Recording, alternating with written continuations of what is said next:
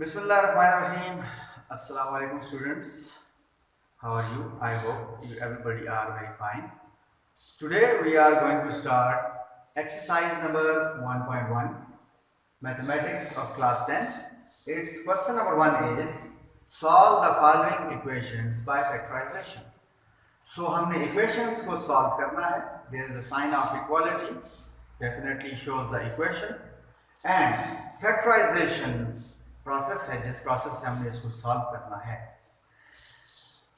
Factorization is the process in which we get the factors of a given number, of a given product or any polynomial or any algebraic expression. For example, मैं अगर आपको एक number की example दूँ तो product है 15 और उसके जो दो फैक्टर्स हैं वो हैं 3 multiplied by 5. So 3 multiplied by 5 is 15. Now 15 is completely divisible by 3 as well as completely divisible by 5. So factorization कौन सा प्रोसेस है जिसमें हम क्या करते हैं, किसी भी पॉलिनोमियल को उसके फैक्टर्स में कन्वर्ट करते हैं और उनके प्रोडक्ट के फॉर्म में शो करते हैं. The equations we are dealing with are quadratic equations.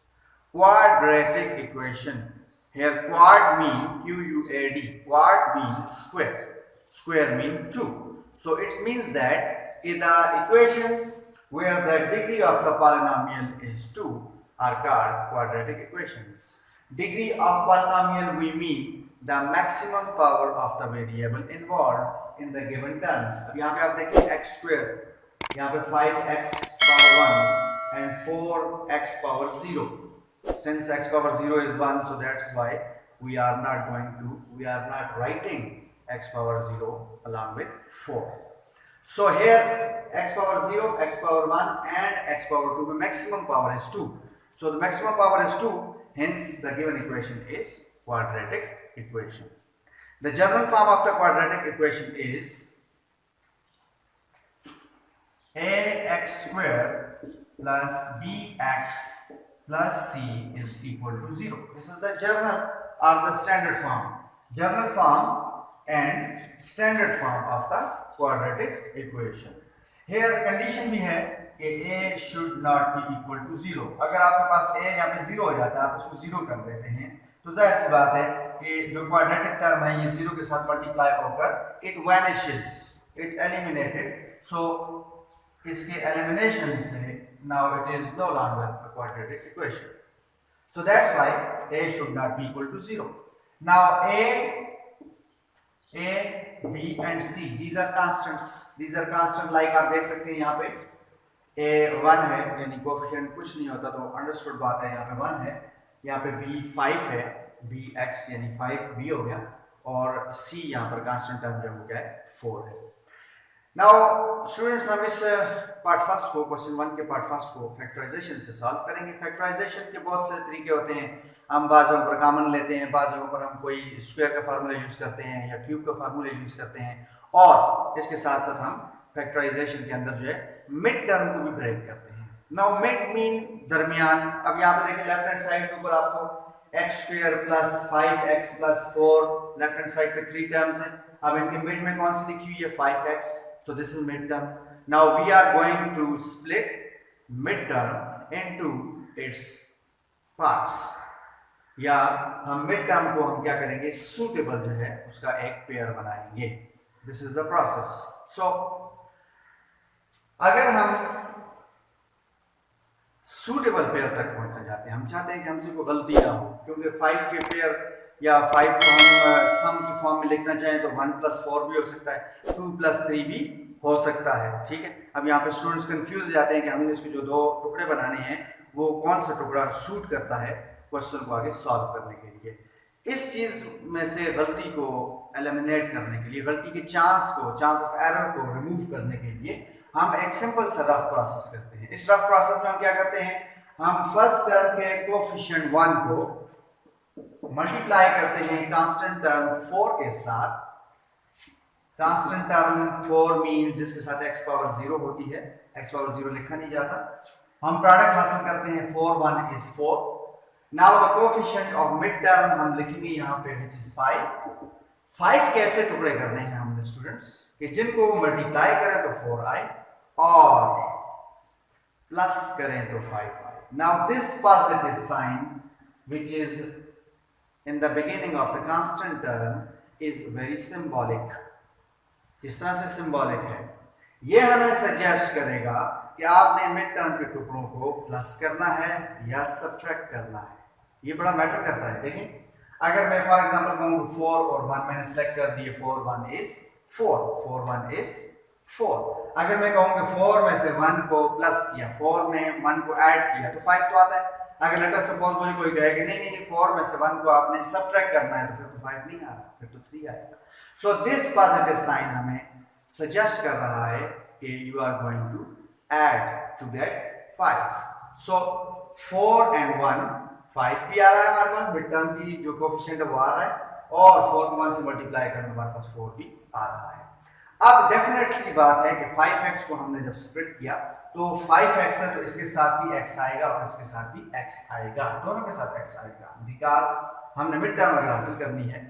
जिस लेट अस सपोज मेरे पास 4 पेंसिल हैं और 1 पेंसिल है, तो 4 पेंसिल प्लस 1 पेंसिल 5 पेंसिल, साथ पेंसिल हम कहेंगे। इसी तरह से 4x प्लस 1x तब जाके आएगा 5x, दोनों के साथ x लिखना पड़ेगा। सो x स्क्वायर प्लस ये स्प्लिट हो गया, now this is splitted, 4x plus 1x mean खाली x कोफिशिएंट 1 है, प्लस 4 इज इक्वल टू 0। इस पॉजिटिव साइन का ये भी मतलब है स्टूडेंट्स कि दोनों मिड टर्म के जो टुकड़े होंगे उनके साइन सेम होंगे, आइदर बोथ पॉजिटिव और बोथ नेगेटिव। ये कौन बताएगा हमें कि आया दोनों के साथ पॉजिटिव साइन है, दोनों के साथ नेगेटिव साइन है? The sign of mid term, जो साइन मिड टर्म के साथ है वही दोनों के साथ होगा, प्रोवाइडेड दैट कि अगर आपके पास कांस्टेंट के साथ पॉजिटिव साइन है तो। यानी positive stands for same sign, positive stands for same sign. Positive दोनों पॉजिटिव प्लस भी हो सकते हैं, दोनों नेगेटिव भी हो सकते हैं, दोनों टुकड़ों के साथ आपने सेम साइन रखना है। तो यहाँ पे इस क्वेश्चन में क्या है, कौन सा साइन सूट कर रहा है? Plus and plus, because mid term contains the positive sign. Now we go further, now there are 4 terms. हम क्या करेंगे, इन दोनों के पेयर बनाएंगे, 1 and 2। 4 में से हमने 2 के पेयर बना लिए। अब इन दोनों में से हमने क्या करना है, कॉमन लेना है। कॉमन मीन मुश्तरक या कॉमन जो दोनों में मौजूद, ऐसा नंबर, ऐसा वेरिएबल जो दोनों के अंदर अवेलेबल हो।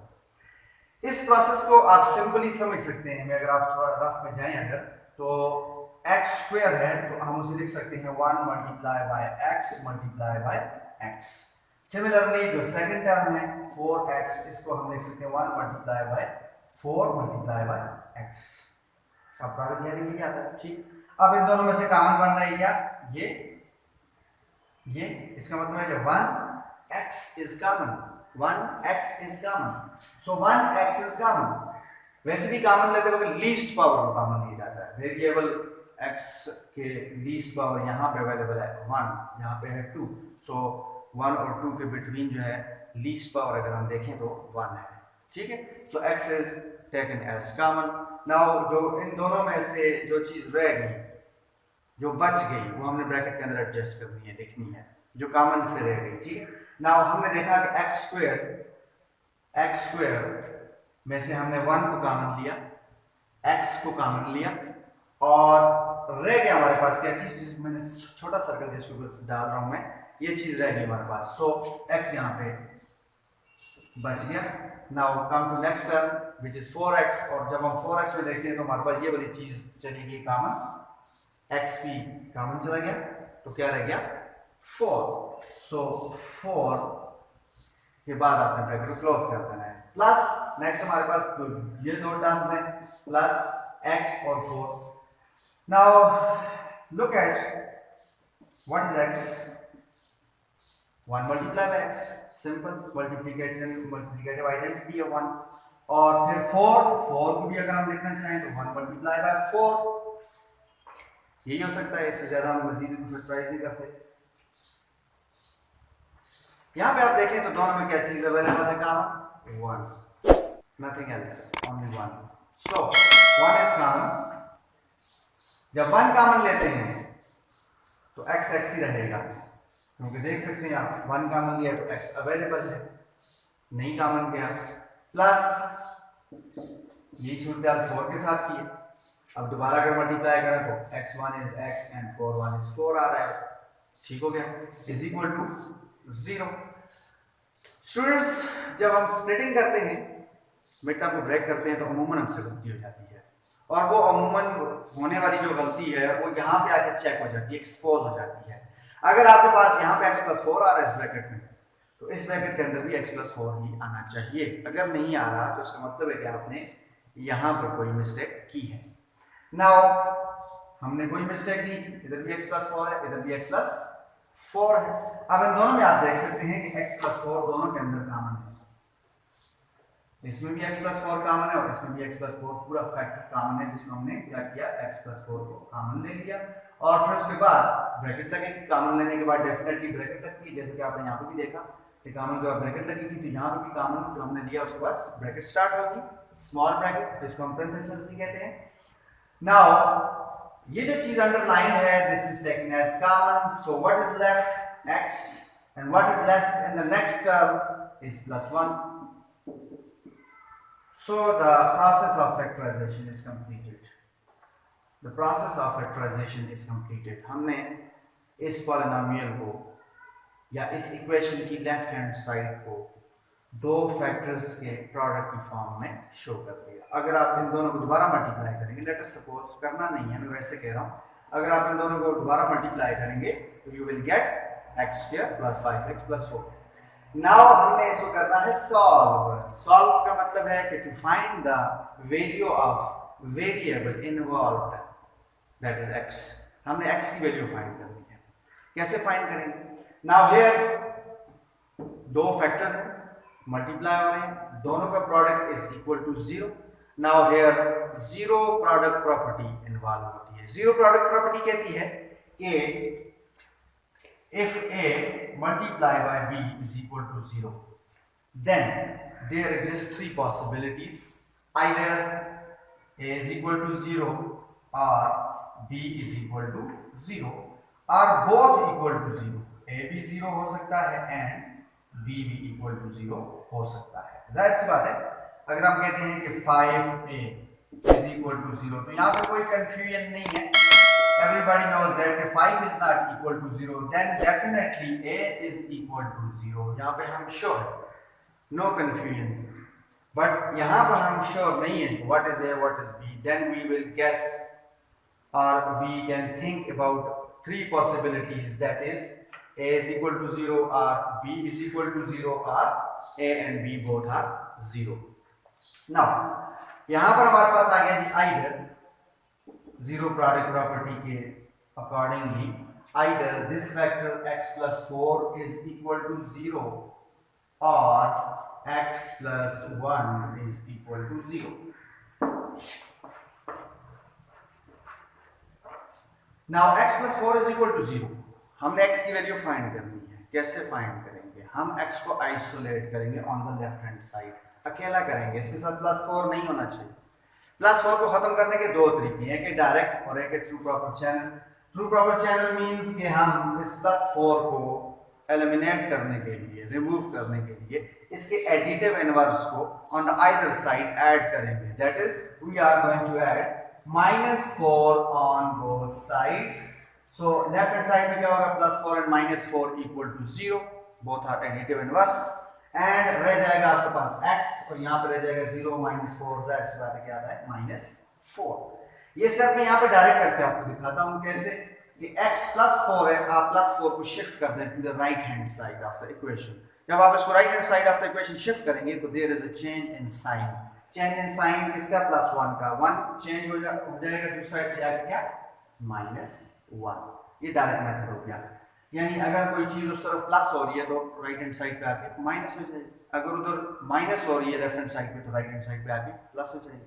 अगर कोई चीज इधर आकर लेफ्ट हैंड साइड के ऊपर मल्टीप्लाई हो रही है तो राइट हैंड साइड पे जाके डिवाइड हो जाएगी। So this is direct method. Now हमने क्वेश्चन सॉल्व कर दिया है, लेकिन हमारा एक नंबर अभी भी रहता है। लेट अस सपोज अगर ये 4 नंबर का क्वेश्चन है तो आप 3 नंबर हासिल करने के हकदार ठहर चुके हैं, बट एक नंबर अभी भी आपको रहता है। वो क्या, आपने यहाँ पर फाइनल जो स्टेप होगा, देयरफॉर सॉल्यूशन सेट, सॉल्व का मतलब ये to find the solution set, और इस सॉल्यूशन सेट के अंदर आपने -4 और -1 को इंक्लूड करना है, जो आपने x की यहाँ पे वैल्यूज 2 हासिल की है। ये ऊपर आप इस तरह से रेक्टेंगल से बना लिया करें, इससे आंसर हाईलाइट हो जाता है। चेक करने वाला या मार्किंग करने वाले जो लोग होते हैं उनसे क्या होता है, कोई ये चीज़ रह नहीं सकती मार्किंग के दौरान कि भाई ये ऊपर रेक्टेंगल शो की हुई है, तो डेफिनेटली उसके ऊपर इंसान की तवज्जो जाती है। सो ये ऊपर रेक्टेंगल बना लें तो ज़्यादा अच्छा रहेगा, और solution set must write. Okay, now solution set का मैं आपको बताता चलूं कि solution set is such a set in which those elements are included if these elements are substituted instead of x। अगर हम इन दोनों वैल्यूज को इंटर बारी बारी अगर हम x की जगह पर पुट करें इस इक्वेशन में, तो ये इक्वेशन सेटिस्फाई होगी। What do you mean by satisfy होगी? सेटिस्फाई मीन कि अगर आप -4 रखते हैं x की जगह पर, -4 whole square plus 5 into -4 plus 4 is equal to 0, तो -4 का स्क्वायर आएगा +16, ज़ाहिर है माइनस का स्क्वायर पॉजिटिव होता है, 4 का स्क्वायर 4 मल्टीप्लाई बाय 4 हो जाएगा, और फिर 5 मल्टीप्लाई बाय -4 आ जाएगा -20, प्लस इंटू माइनस माइनस हो जाएगा, एंड फिर +4 के साथ x नहीं आ रहा तो हम यहाँ पे वैल्यू पुट नहीं करेंगे, इज इक्वल टू 0। सो यहाँ पे +16 है और ये +4 है, +16 और +4 20, और यहाँ से -20 +20 -20 कैंसिल आउट 0 आ जाएगा। बस ऐसा करना नहीं है, वेरिफिकेशन आप रफ में कर सकते हैं। ये जस्ट वैसे मैं आपको बता रहा हूँ कि what do you mean by solution set. इस सेट के अंदर वो दो वैल्यूज होती हैं कि जो इस गिवन इक्वेशन को अगर पुट की जाए वेरिएबल x की जगह पर, तो ये इन दोनों को क्या करेंगी, ये दोनों केसेस में जो क्या करेंगी, इक्वेशन को सेटिस्फाई करेंगे। Left hand side is equal to right hand side आ जाएगा। सो स्टूडेंट्स, आई होप कि आपको क्वेश्चन नंबर 1 का पहला पार्ट बिल्कुल ठीक से समझ आया होगा। फिर भी अगर कोई किसी किस्म की क्यूरी हो तो आप मेरे व्हाट्सएप नंबर जो आपको स्क्रीन पर नजर आ रहा है, आप उसके ऊपर मुझसे डिस्कस कर सकते हैं। नेक्स्ट वीडियो में हम इसी क्वेश्चन का सेकंड पार्ट सॉल्व करने जा रहे हैं। So stay tuned.